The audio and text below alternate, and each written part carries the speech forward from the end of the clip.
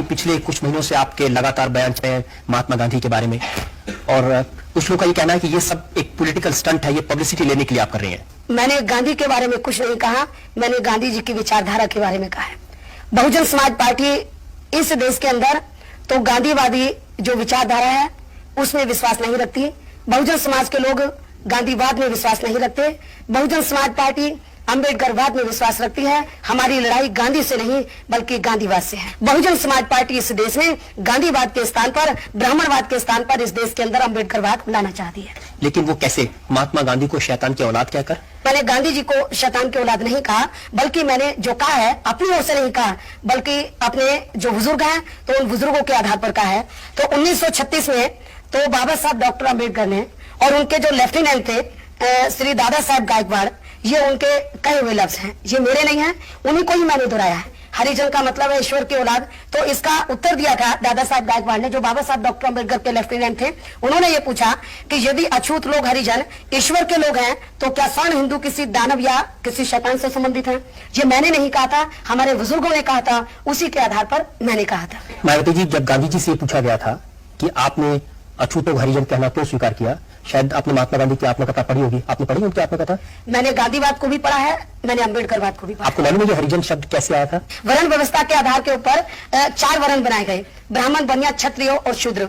तो वर्ण व्यवस्था यदि खत्म हो जाती है तो गांधी जी ने सोचा फिर इन लोगों की अलग कैसे पहचान बनी रहे, इसलिए महात्मा गांधी ने हमारे लोगों को तो ये हरिजन नाम दिया ताकि इनकी अलग पहचान बनी रहे। यदि हरिजन अच्छा लग जाए और ये कहते हैं कि ईश्वर की औलाद है, तो मैं ये समझती हूँ कि जो दादा साहब गायकवाड़ ने कहा वो सही कहा है। और यदि ये अच्छा लग जाए तो गांधी जी के मुताबिक क्या दूसरे स्वर्ण जो समाज के लोग थे तो क्या वो ईश्वर के लोग नहीं है? और हरिजन में अच्छा लगता तो गांधी जी ने अपने नाम के आगे क्यों नहीं लगाया था, या उनके चेलों ने अपने नाम के आगे क्यों नहीं लगाया था? बल्कि गांधी जी वर्ण व्यवस्था में विश्वास रखते थे। हमारे लोगों की अलग पहचान बनाने के लिए उन्होंने समाज को 2 हिस्सों में बांटा, एक हरिजन और दूसरा दुर्जन। उसके हिसाब से तो दूसरा दुर्जन ही हो गया ऐसा। और गांधी जी कहते थे मैं हरिजन हूं।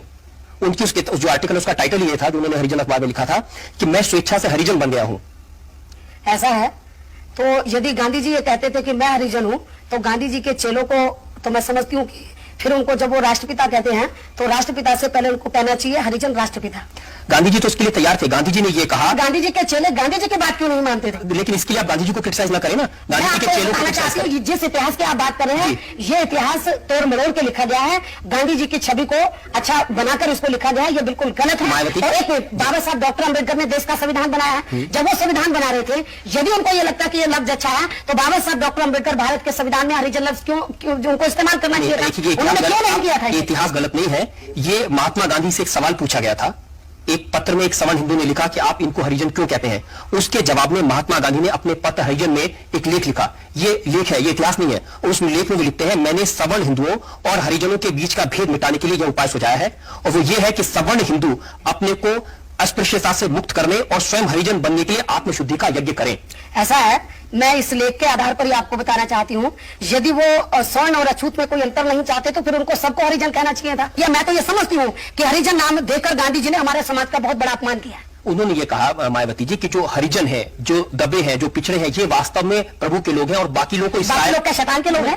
इसका मतलब महात्मा गांधी ने हमको ईश्वर की औलाद कहा है, बाकी स्वर्ण हिंदुओं को शैतान की औलाद जरूर कहा है उन्होंने। अब ये तो फिर स्वर्ण हिंदुओं को सोचना चाहिए।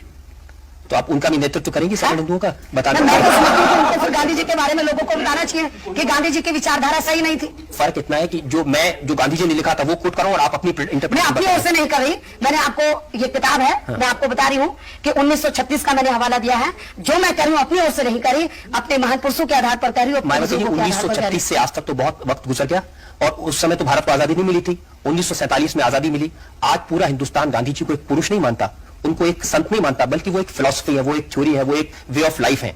उस गांधीज्म को गाली देना, लोगों की भावनाओं को ठेस पहुंचाना, ये अच्छी बात है? मैं समझती हूँ कि यदि समय बदला है तो गांधी जी के चेलों को भी बदलना चाहिए। अब दलितों के दिल में से गांधी जी का प्रभाव क्यों हटाना चाहती है?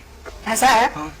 गांधी जी यदि दलितों के हित के बारे में सोचते या दलितों के हितैषी होते तो बाबा साहब डॉक्टर अम्बेडकर को या और महान पुरुषों को इतना स्ट्रगल नहीं